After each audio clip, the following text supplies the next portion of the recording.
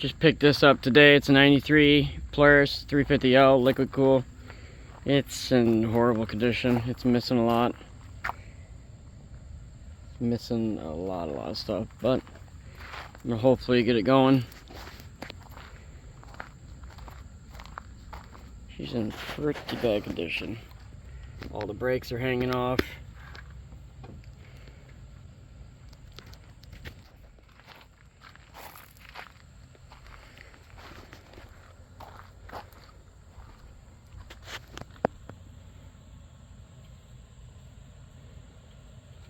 Just horrible. Somebody spray painted it.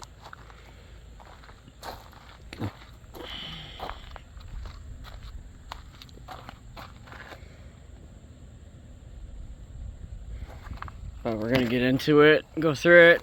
I know I gotta order a bunch of stuff. It's got the original carburetors not on it. It's missing everything. But we'll go through it and get it hopefully running. Stay tuned.